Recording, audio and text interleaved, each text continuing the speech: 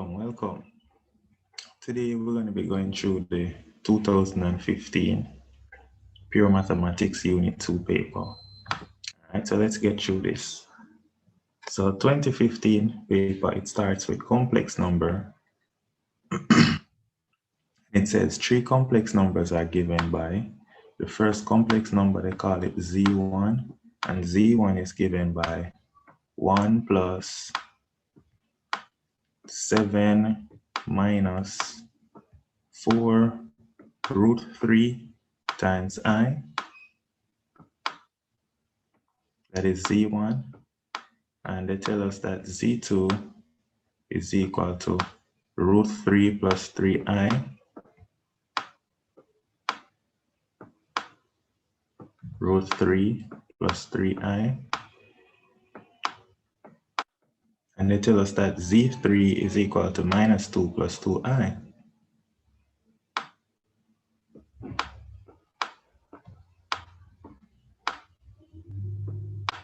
All right, so these are what they give us. Then let's hear what they ask. They say expressed as a quotient Z3 divided by Z2 in the form x plus I times y. So they want Z3 divided by Z2. So this is Z3. So let's write that down. So Z3 divided by Z2. Z3 divided by Z2 is equal to Z3 is minus 2 plus 2I. That's Z3 divided by Z2, and Z2 is root 3 plus 3I. That's what we have. Now, in order to express it in standard form, we're going to have to multiply by the conjugate of the denominator. So let's multiply by the conjugate of the denominator.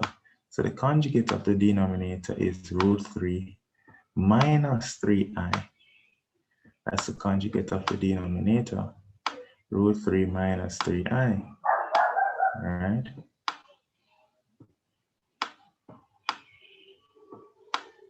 So now we're multiplying by the conjugate of the denominator. As we multiply by the conjugate of the denominator, we multiply across the numerator, so it's minus 2 times root 3, which is minus 2 root 3. We multiply minus 2 times minus 3I, that becomes plus 6I.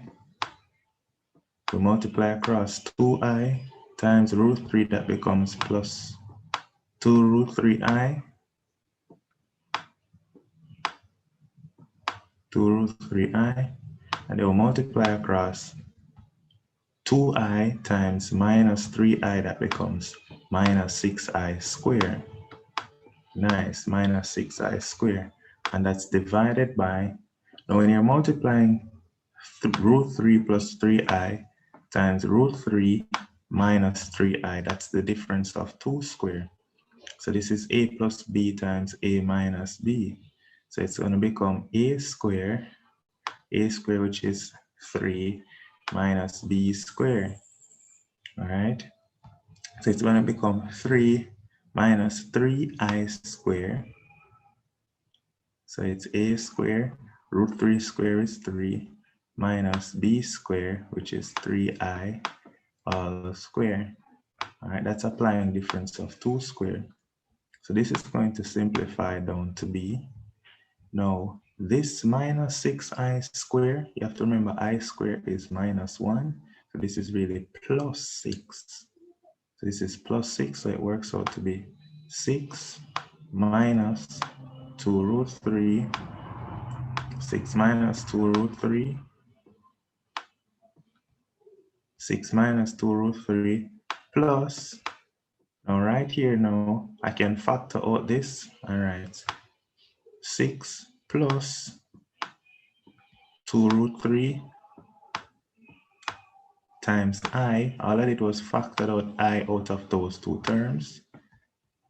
And then it's all divided by, now, as we all know, we have 3i all square.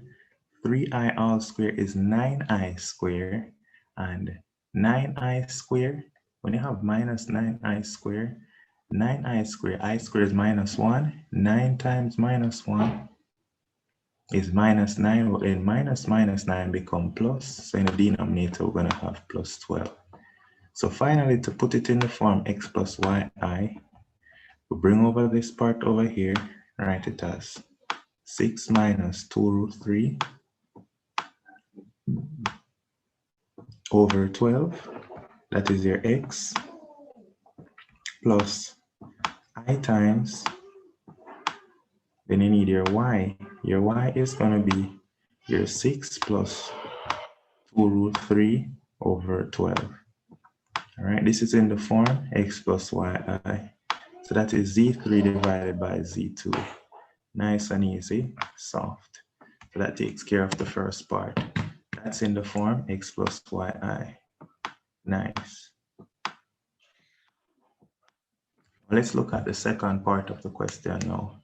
The second part of the question tells us that given that the argument of w is equal to argw is equal to argument of z3 minus the argument of z1 plus the argument of z2.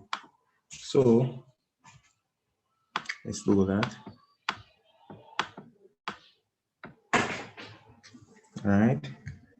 It tells us that the argument of w, they tell us that the argument of w is equal to the argument of z3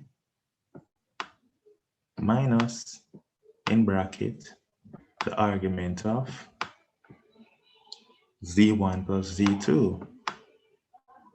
The argument of z1 plus the argument of z2. All right. This is what they tell us so far. So in order to find the argument of w, we're going to need to find the argument of z1, the argument of z2, and the argument of z3, and use this formula.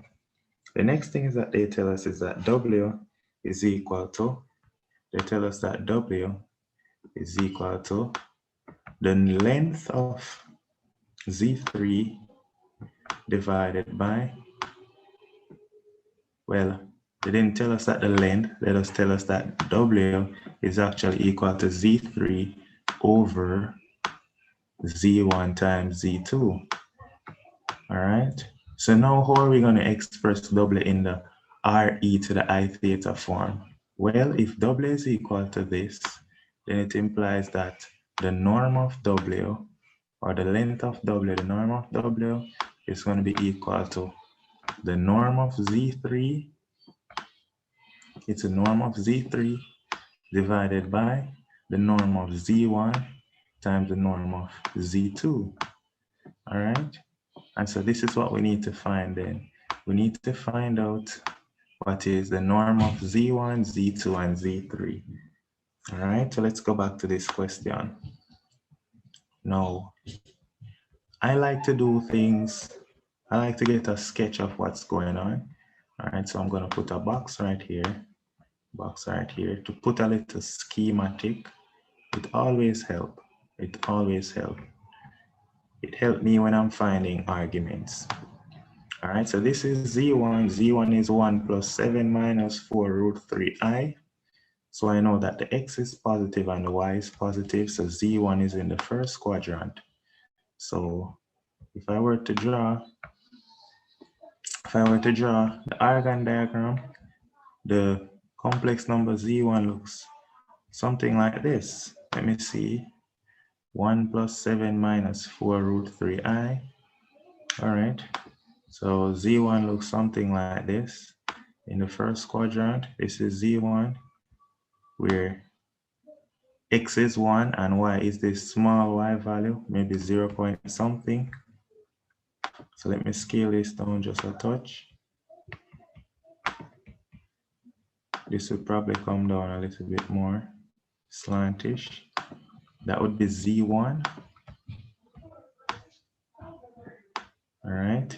And then looking at this, Z2 is root 3 plus 3i. So Z2 probably looks something like this.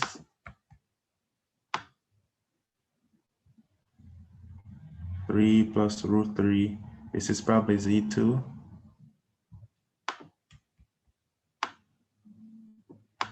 You might wonder, why am I drawing this? It allows me to know which quadrant I'm in when I'm finding the angle. And then Z3 is minus 2 plus 2i. So I definitely know that's in this quadrant. Minus 2 could be somewhere here. Plus 2 could be somewhere here. And so this one would be Z2. Just drawing the Argand diagram, this one would be Z3. All right. So now I can be able, so this is the imaginary axis, and this is the real axis.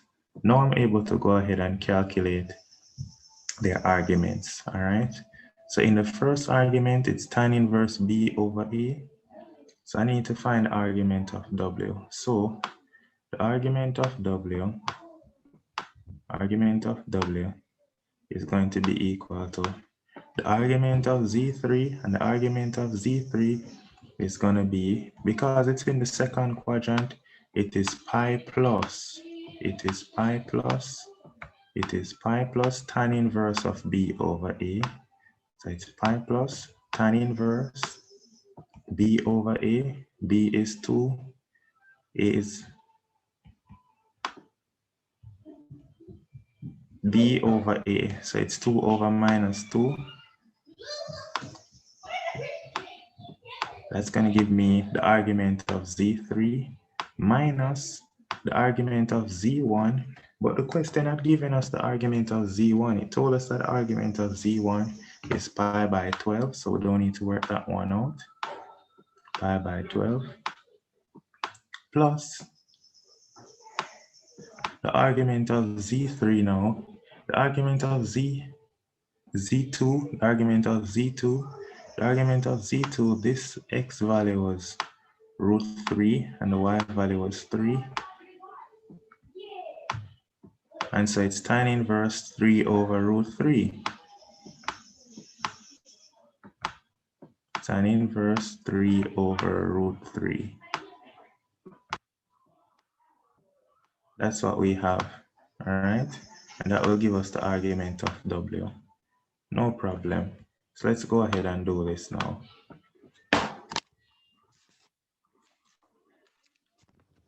All right, so it's pi plus tan inverse. So I have tan inverse of 2 divided by minus 2.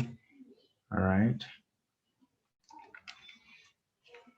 So simplifying this, this is 3 pi by 4. This part right here works out to be minus pi by 4 plus pi, which is 3 pi by 4. Minus, in bracket, pi by 12.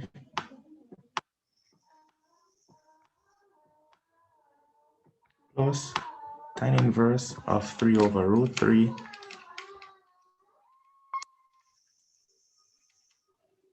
And that's tan inverse of root 3, tan inverse of 3 over root 3. We're getting pi by 3. This is pi by 3. So now let's put all of this in our calculators and see what the final answer simplifies to be.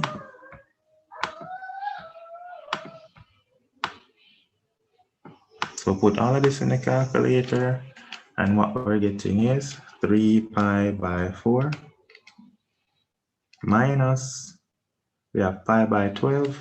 We don't even need calculator. Let's just do it here. We know that this would really be 4 pi by 12, right? And so this would really be 5 pi by 12. And so 3 pi by 4, you can multiply the numerator and the denominator by 3 to get 9 pi by 12 minus 5 pi by 12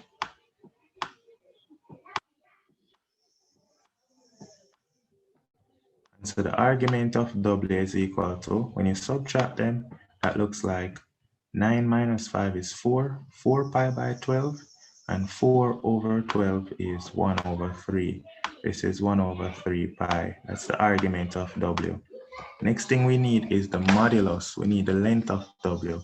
The length of W is the modulus of Z3, and the modulus of Z3 will be, to find the length of Z3, it is 2 square plus 2 square all square rooted.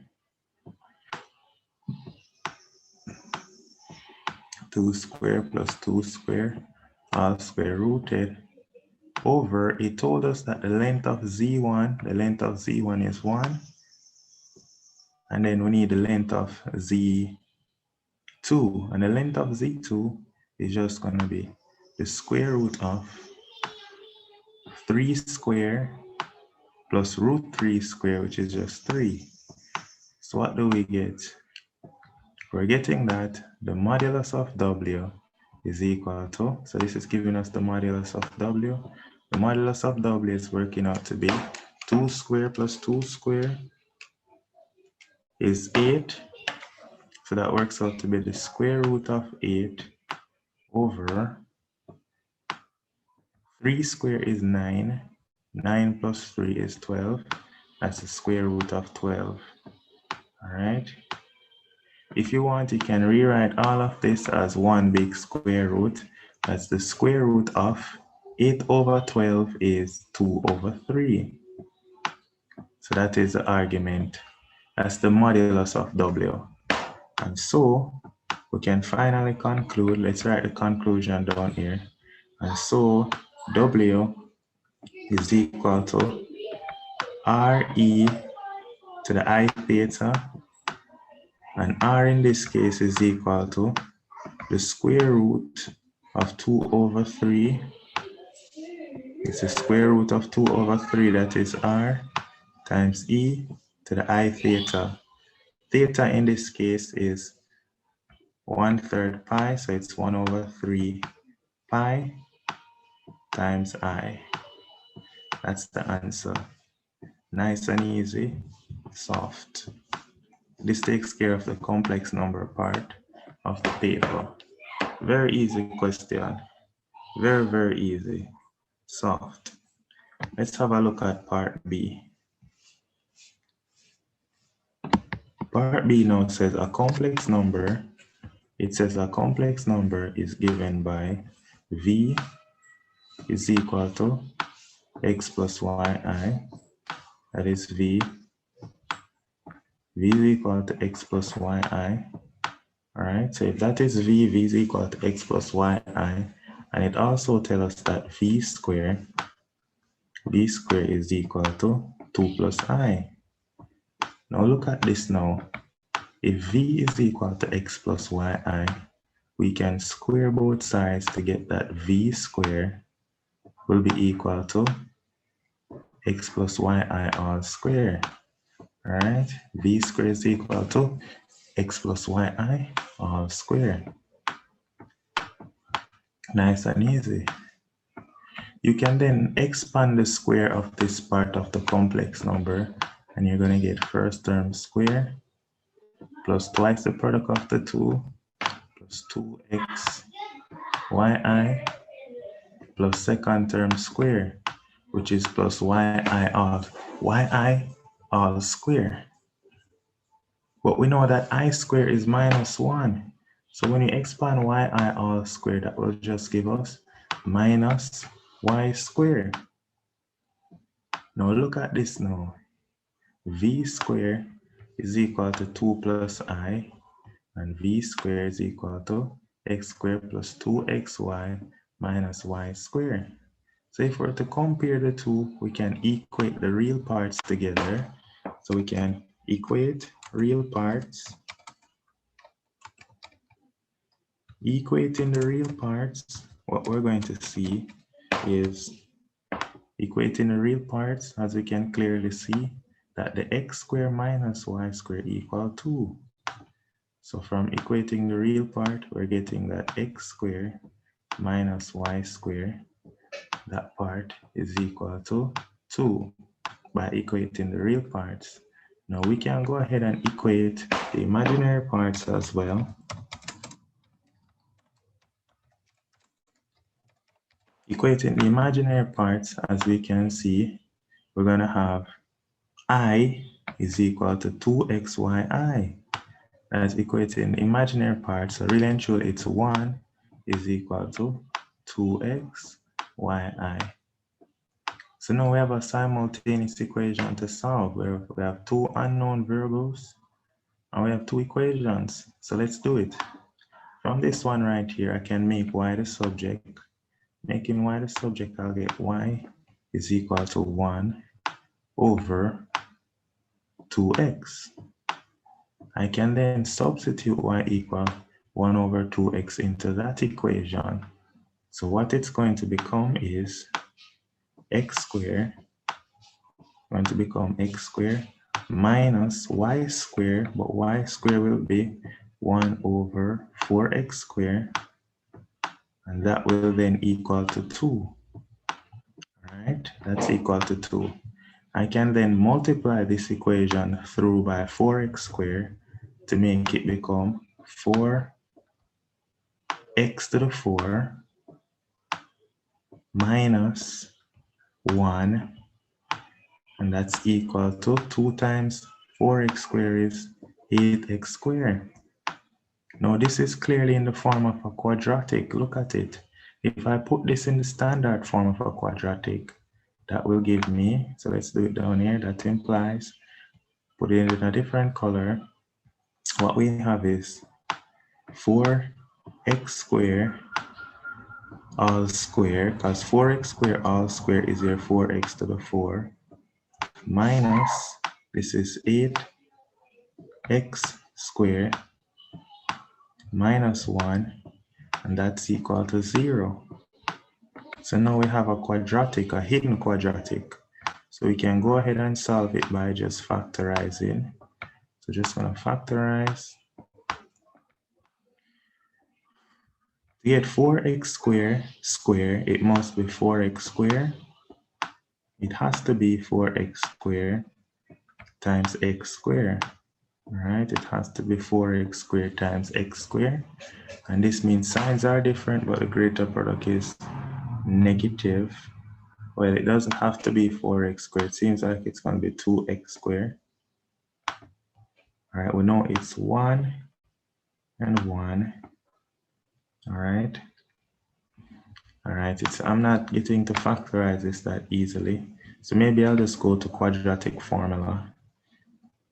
It doesn't want to factorize as easily for me. So if it's not factorizing easily for me, this is what I do. I go to the quadratic formula and say x squared is equal to minus b, which is 8, plus or minus the square root of b squared, which is 64, minus 4 times 8 times c. So it's 64 minus 4 times 4 times negative 1 over 2a over 2a over 2 times 4, which is 2 times 4, that's 8. All right, and so what that is giving me then is, that is telling me that x squared is equal to 8. X squared is equal to 8 plus or minus the square root of 64 minus 16, that's square root of 80 over 8. That is x squared. So all I need to do is simplify this. I know that I can break up square root of 80 as square root of 80 is the square root of 16 times the square root of 5. So I can break up this part now as 8 plus or minus the square root of 80 can be broken up as the square root of 16, which is 4 root 5. All right, let's continue now. So looking at part B. So part B tells us that we'll have x is equal to e to the minus t, and we are dividing that by the square root of 1 minus t squared. So that is x, all right? And they tell us that, of course, y is equal to sine inverse of t. Y is sine inverse of t. Sine inverse of t. All right, and they tell us that this information is critical as well. They tell us that t is between -1.5.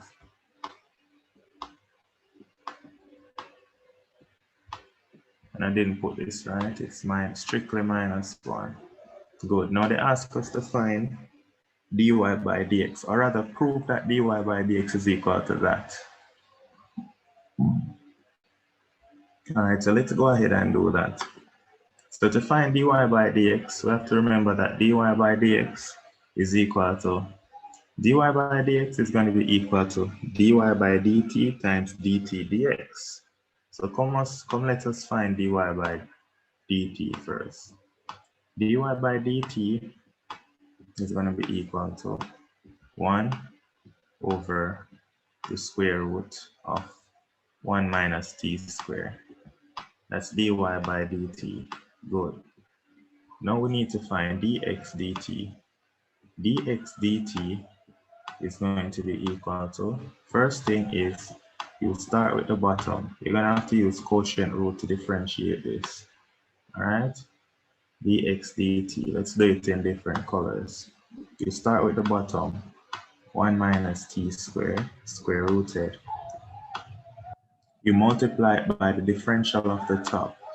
The derivative of the top is minus e to the minus t. Minus the top. The top is e to the minus t. So minus the top times the derivative of the bottom. When you differentiate this bottom now, you carry down the power, because this is really 1 minus t squared to the half. Minus, you carry down the power half. You subtract 1 from the power to get 1 minus t squared to the minus half. Then you multiply it by the differential inside the bracket, and the derivative of t squared is 2t, so that's multiplied by minus 2t. Then it is divided by, of course, the bottom square. The bottom square is just going to be 1 minus t squared. So that's dx dt. Let us simplify it by prettying it up. So dx dt, by prettying this up, will be minus e to the minus t times the square root of 1 minus t squared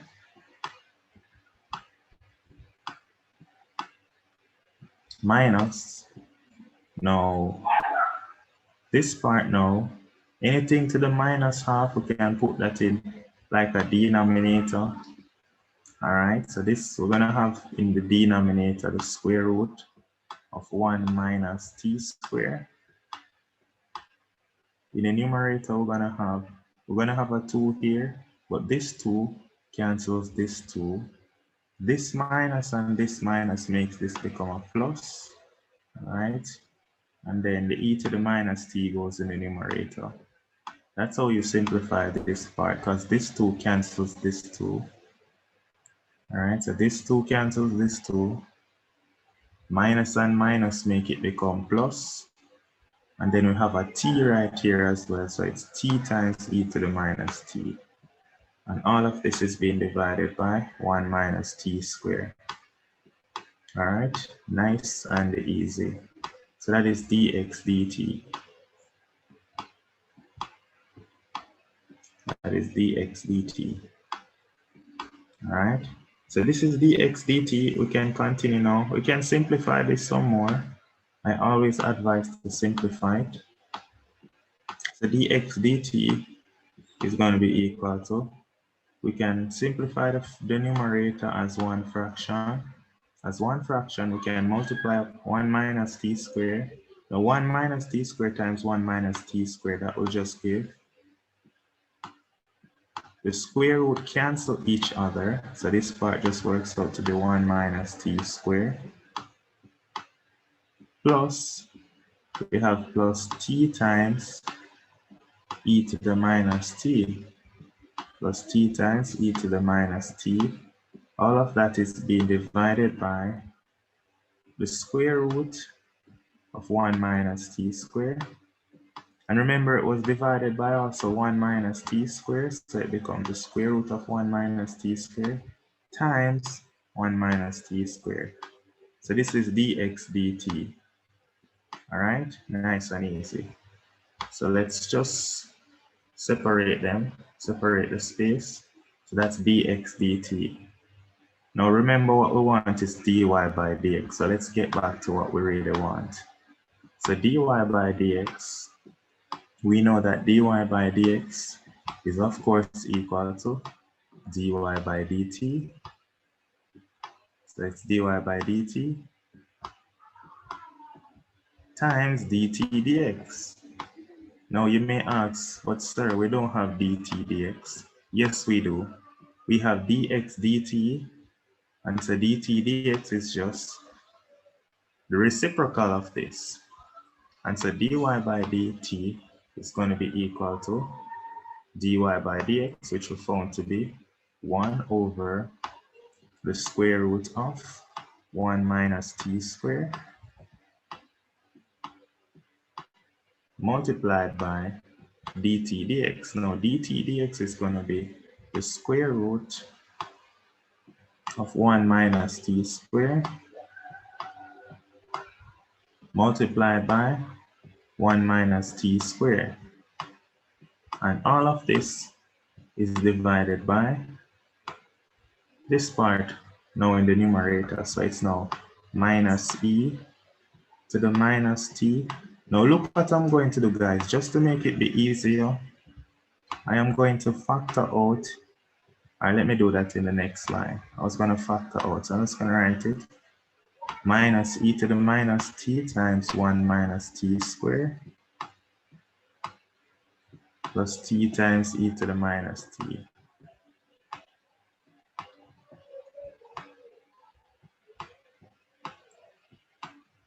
Now, as you can clearly see, the square root of 1 minus t squared cancel the square root of 1 minus t squared.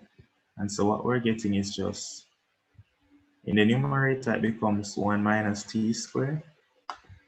So in the numerator, it works out to be equal to 1 minus t squared over, now in this denominator, I'm going to factor out e to the minus t. Let's factor out e to the minus t. If we factor out e to the minus t, right, what we're left back with is factoring out e to the minus t. That will become, this will become t squared. And you're wondering where t squared come from? T squared minus 1. That part becomes t squared minus 1 plus 1 plus t. All right, t squared minus 1 plus t. And you're going to be like, where did that come from?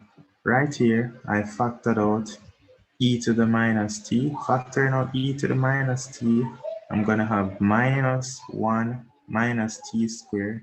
But minus 1 is minus 1. Minus t squared is positive t squared. And factoring out e to the minus t, leave from here, just leave plus t. So this is what we have. Now, one quick bit of information is look at this. E to the minus t, the denominator. If you have 1 over e to the minus t, 1 over e to the minus t is just 1 divided by e to the minus t is 1 over e to the t. So this is what we're having. 1 over e to the minus t is 1 divided by 1 over e to the t. 1 divided by 1 over e to the t is e to the t. So what am I saying? I am saying we can put e to the t in the numerator. Put it in the numerator. So 1 over e to the minus t becomes e to the t times 1 minus t squared over In the denominator you have, that's t squared plus t minus 1. T squared plus t minus 1. And positive, that's what they had. Yes, that's what they had. And so we've proven it. That is dy by dx. Nice and easy. Soft. So proven. This is dy by dx. All right. Nice. Soft. Now it says, hence, show that f has no stationary value. Now this is a unit 1 concept. What do we know about stationary value? At a stationary point, dy by dx equals 0. At start point, we know that dy by dx is equal to 0. So let's show that at this stationary point, dy by dx is 0. So first we need to find the stationary point by solving dy by dx equals 0. So we just found that dy by dx is e to the t times 1 minus t squared. So it's e to the t times 1 minus t squared over t squared plus t squared plus t minus 1. All right, and we're setting that equal to 0. If this is equal to 0, anytime something is 0, it must be the numerator be 0. So we're really solving e to the t equals to 0, which is e to the t times 1 minus t squared equals 0. Now, e to the t can't equal 0, right? E to the t can never equal 0. So that's really telling us that we're solving 1 minus t squared is equal to 0. So if we're solving 1 minus t squared equals 0, then that is telling us that t is equal to -1 or t is equal to 1. T is equal to -1 or t is equal to 1 at the stationary point. But remember from the question, it said that t is between, it said from the question t is between -1, t is between -1 and a half. T is between -1 and a half. Now, none of these values are between -1 and a half. All right. So the function is only defined between these values. So the stationary point, which is this one, which is bigger than a half, and this -1, which is not included, it's not inside the function. So hence, it has no stationary point. Hence, it has no stationary value. All right. Nice and easy, soft, and that takes care of question 1. Nice. Now let's go to question 2.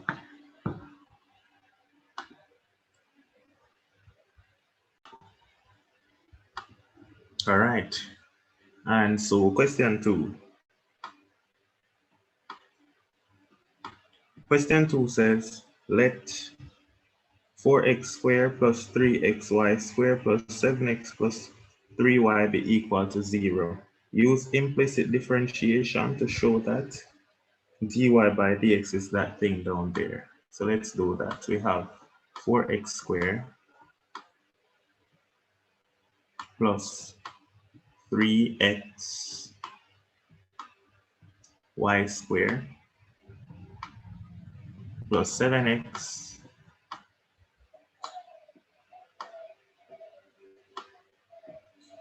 plus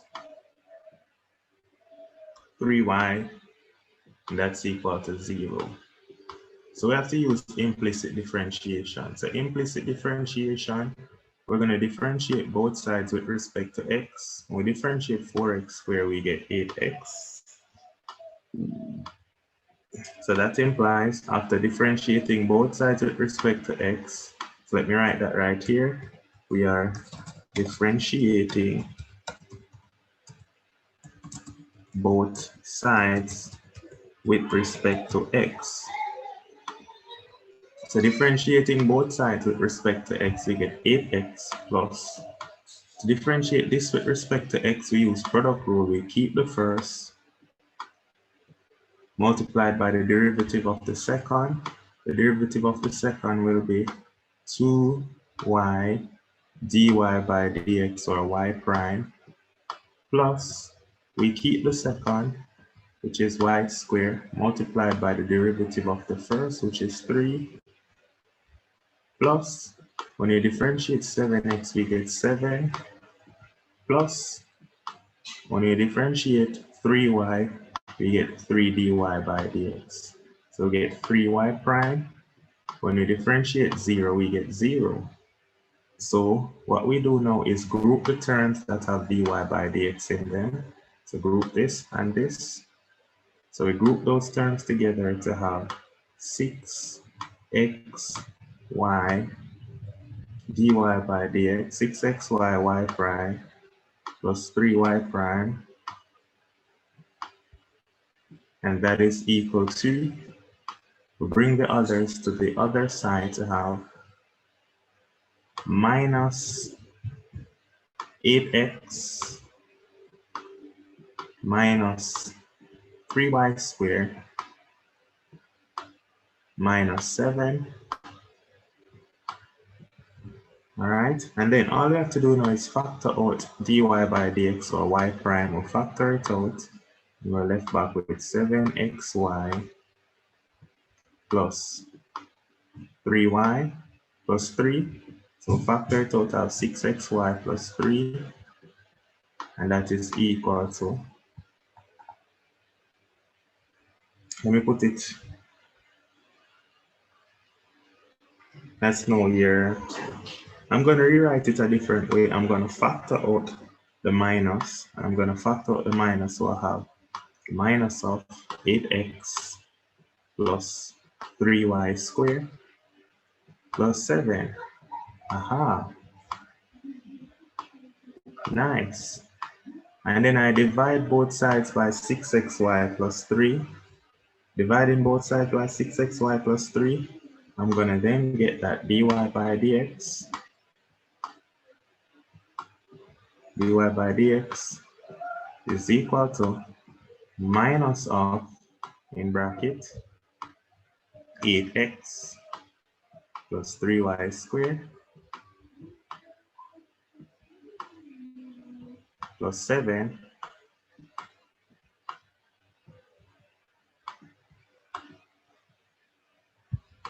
plus 7, and all of that is divided by 6x plus 6xy plus 3, but I can factor out 3. If I factor out 3 from 6xy plus 3, we're left back with, factor out 3 from 3, you're left with 1 plus 2xy. That will give you dy by dx. Nice and easy, soft. Nice. Proven. All right, wonderful. Now, the second part now, it says, show that for f of x, y equal to that thing there, that 6 times dou f by dou y minus 10 is equal to dou 2f by dou y squared times dou 2f by dou y dou x plus dou 2f by dou x dou y. So first thing, let's write down what is f of xy. As you can see, it is the same function they gave us back again to do partial derivatives. So f of xy is equal to 4x squared. So f of xy is equal to 4x squared plus 3xy, and the y is of course squared, plus 7x plus 3y. Before you even tackle the question, I like when you just write down everything. Before you even do the question, write down everything that you're gonna need.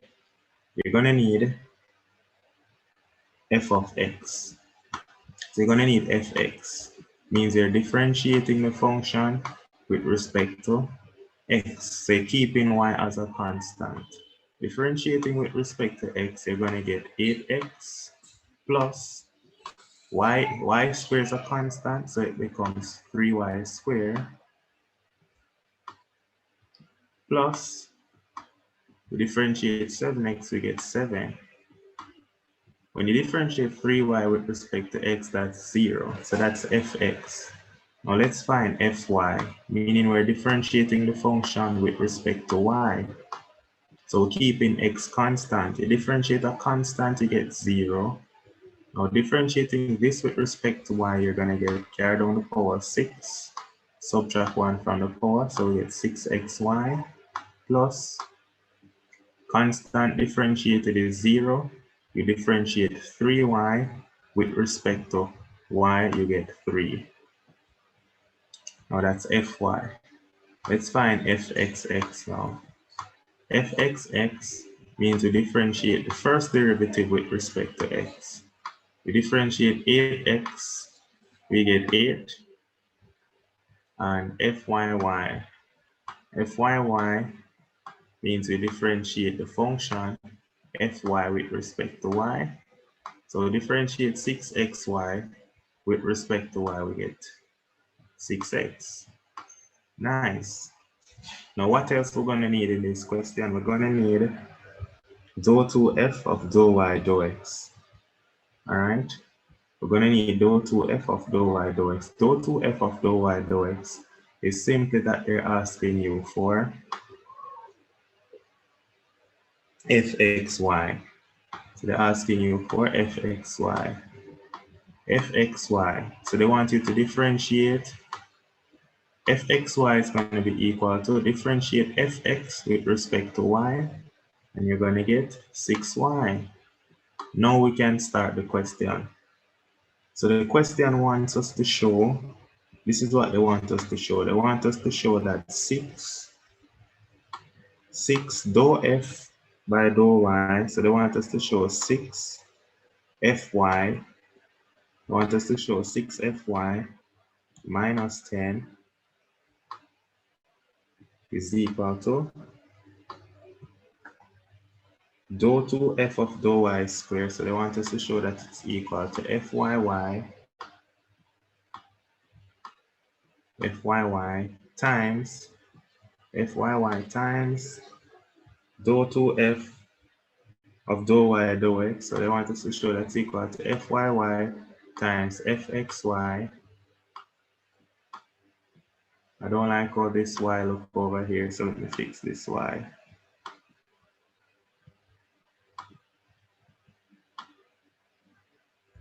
fyy times fxy plus fxx. That's what they want us to show, that these two are equal. So let's do that. Let's show them that.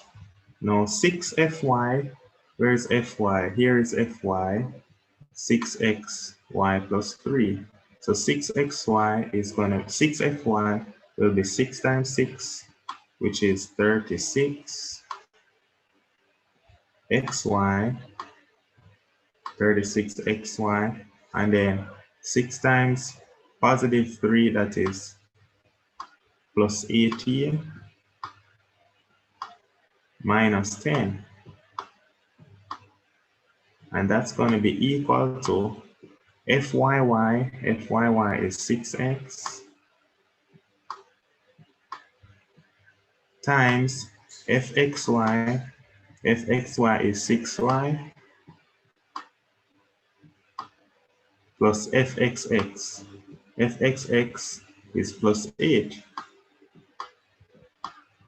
Now look at that, guys. 6xy times 6x times 6y is 36xy.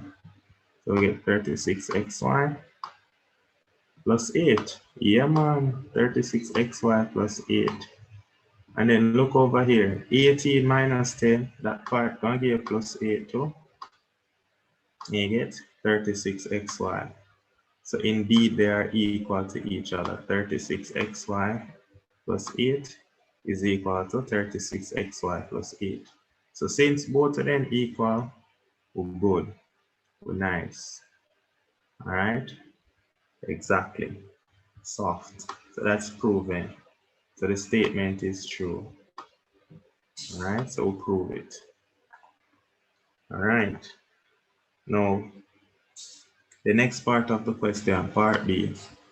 Part B says f of x is 18x squared plus 13. So f of x is equal to 18x squared plus 13.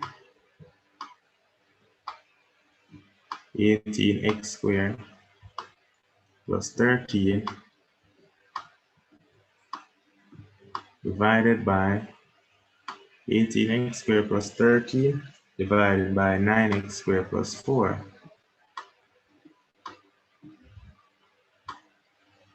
Divided by 9x squared plus 4. Now let's hear what they ask us to do. They say express f of x in the form a plus b over 9x squared plus 4. So they're asking us to do some polynomial division, some unit 1 stuff. So we're going to divide 18x squared by 9x squared plus 4. Doing the polynomial division, let's see what we're going to get. 18x squared plus 13. Now 9x squared into 18x squared goes into it 2. 2 times 9x squared, that is 18x squared. Then 2 times 4 is plus, 2 times 4 is plus 8. Then I do the subtraction. 18x squared minus 18x squared cancel each other. 13 minus 8 is 5.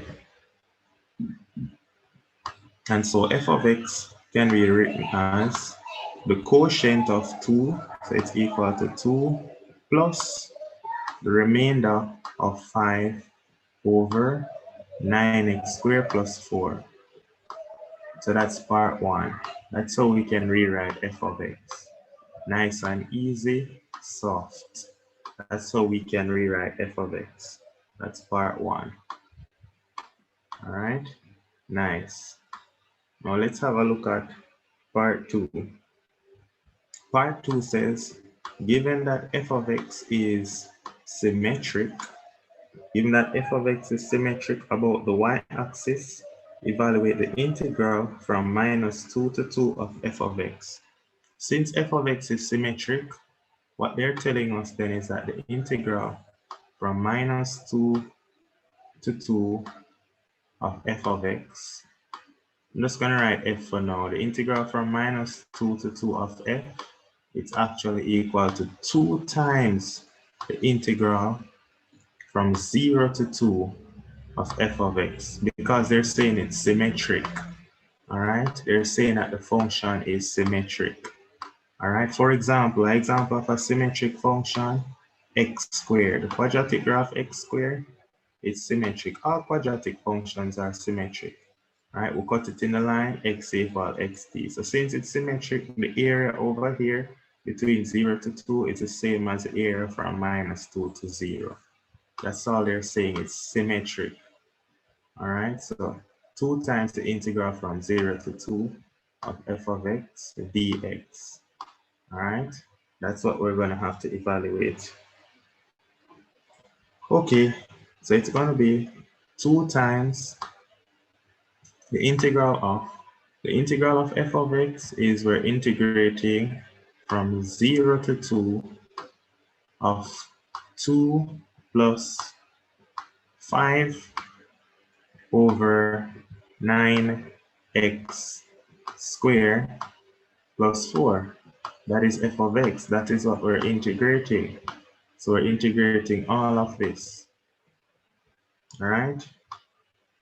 Now, we can always separate it as this is always going to work out to be now equal to 2 times the integral from 0 to 2 of 2, just separating it, 2 times the integral from 0 to 2 of 2 plus 2 times the integral of 5 over 9x squared plus 4, right? 9x squared plus 4. That's what we have now. Now this look easier to integrate. Yeah, man, we separate it like this. Make it easy, man. So doing this integral, what we're going to get is when you integrate 2, you get 2x. So it's going to become 2 times 2x. And you're integrating from 0 to 2. Now this is a form, it almost looks like tan inverse, but it's not quite tan inverse.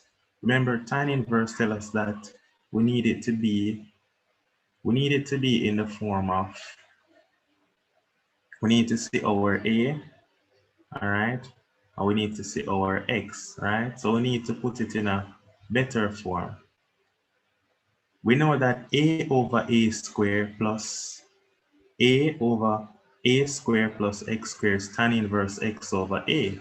So look what I'm going to do. Instead of having 9x squared, I'm going to rewrite 9x squared as 3x all squared. I'm going to rewrite it as 3x all squared. Instead of having 4 right here, I'm going to rewrite 4 as 2 squared. So now I need a 2 in the numerator. I need a 2 in the numerator to get it to be tan inverse of x over a. I need a 2 in the numerator. But this is 5. No worries. 5, let me see, 5 divided by 2 is 2.5.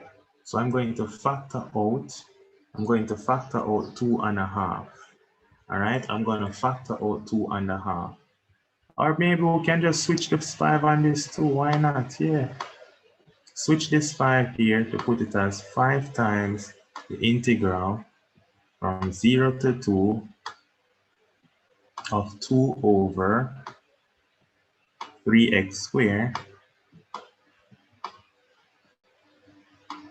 3x all squared rather. You write this a little bit better.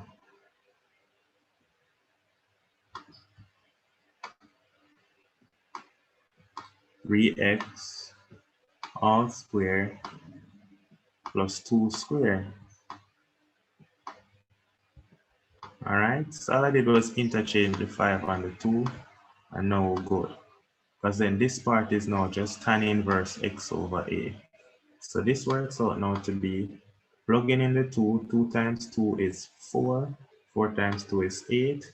This works out to be 8 plus 5 times, this is now tan inverse, 5 times tan inverse x over a. In this case, x is 3x over 6. 2 squared is 4. Where I get 6 from? 3x over 2. Tan inverse x over a. All right, and this we're integrating from 0 to 2. Integrating from 0 to 2. So now all you have to do is plug that in, and you're going to get 8 plus, we don't need to plug in the 0 because tan of 0 is 0. So you need to just plug in x as 2. All right, and I think probably they're working in radians. So put a calculator in radians. 3 times 2 divided by 2. That's tan inverse of 3. And you multiply that by 5. All right, so it's 8 plus 6.245. 8 plus 6.245. And you work that out. And you get 6 plus 8 is 14. So that's the final answer. 14.245. All right, nice and easy, soft. Now, part C. Part C is asking us now, it says, let h be a function of x and show that the integral of h to the n ln h dh is equal to h to the n plus 1 times n plus 1 all squared into minus 1 plus n plus 1 ln h plus c. So that's heavy, or it looks heavy at least. It says show that the integral of h to the n ln h dh, this is what we're integrating, and show that it should be equal to that. I'm going to call the integral I. I just like to call them I. Now clearly, we're going to use by parts. Once I say logs and algebra, I'll use by parts. So of course, we're going to call U our ln h. All right, U is ln h. Why is U ln h? Remember ILATE rule. ILATE tells us that logs come before algebra. ILATE, logs come before algebra. So U is ln h, and so du is, when you differentiate ln h, you get 1 over h, all right? And then that means dv is h to the n. So if dv is h to the n, when you integrate to get v, you're going to get v is equal to h to the n plus 1 divided by the new power of n plus 1. All right, so using by parts, I is going to now equal to, it's equal to u times v, u times v, u times v is going to be h to the n plus 1 over n plus 1, h to the n plus 1 over n plus 1 times ln h to the n plus 1 times ln h. That's uv minus the integral of v du. The integral of v du is going to be, v du is 1 over h times h to the n plus 1 over n plus 1, right? dh. That's what we're integrating. Now look at this now. Look pre this. 1 over h. I can rewrite 1 over h as h to the minus 1. That is 1 over h. 1 over h is h to the minus 1. Now whenever the bases are the same, we can just add the powers. So what we're going to get is I works out to be equal to, I is going to be equal to h to the n plus 1 ln h over n plus 1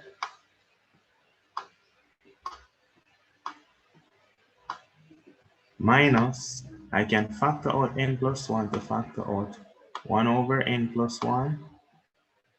And since the bases are the same and I add the powers, I am just integrating h to the n plus 1 minus 1. That's just h to the n. So I'm integrating h to the n. Now carrying out this integral, what I'm going to get is h to the n plus 1, h to the n plus 1 over n plus 1 times ln h minus 1 over n plus 1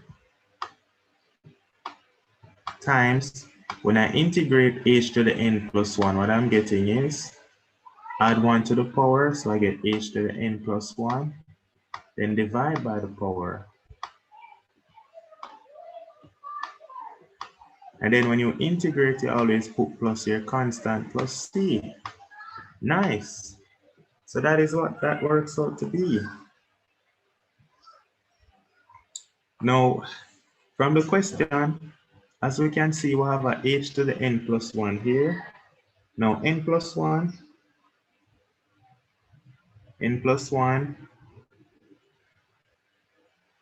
they factored out h to the n plus 1. So finally,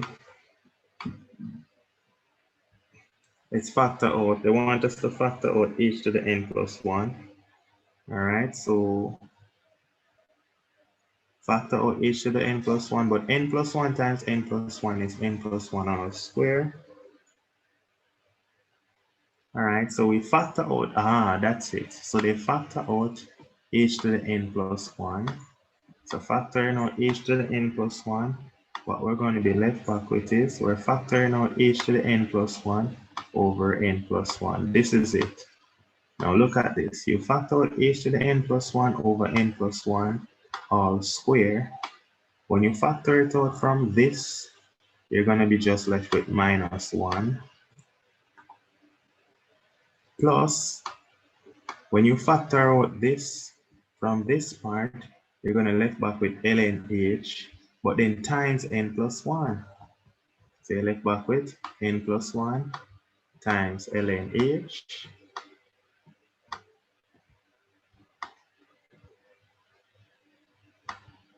times ln h. You close that bracket, and then you put back your plus your constant, your plus c. And you put your plus c. All right, so we're showing it. Nice and easy, and we use integration by parts. Nice and easy, soft. It says, hence, find the integral of sine square x cos x ln sine x. It says hence, meaning we need to use that. All right, so hence find. Don't remember I call it I. So in this case, I'm going to call it, as you can see, it look like they put n as 2. So I'm going to call it I2. And I2 is the integral of sine square x, sine square x, cos x, sine square x, cos x, times ln sine x dx.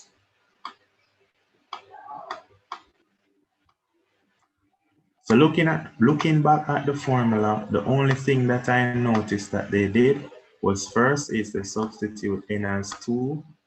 They substitute n as 2.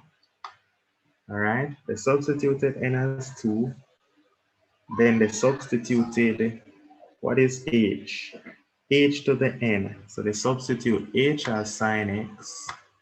So we need to identify what is h. They substituted h as sine x. All right. And that's it. They substituted h as sine x and they substituted n as 2. Yeah, man. So what we're going to get is this integral is equal to, according to the formula, it is h to the n plus 1. So it's going to be sine x to the n plus 1, but n is 2. So it's going to be sine to the n plus 1. 2 plus 1 is 3. So it's going to be sine cube x over, looking back at it, it's n plus 1 all square. So it's going to be 2 plus 1 all square, which is 9. 3 square, which is 9, times, it's going to be minus 1 plus n plus 1, which is 2 plus 1.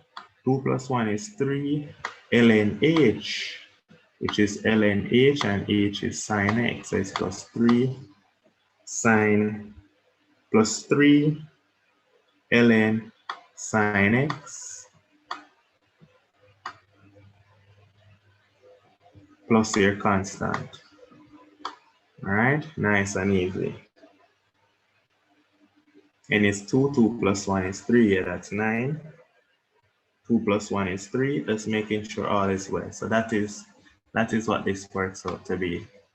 And this takes care of question 2. Nice and easy, soft, capital T. Now we go to module 3.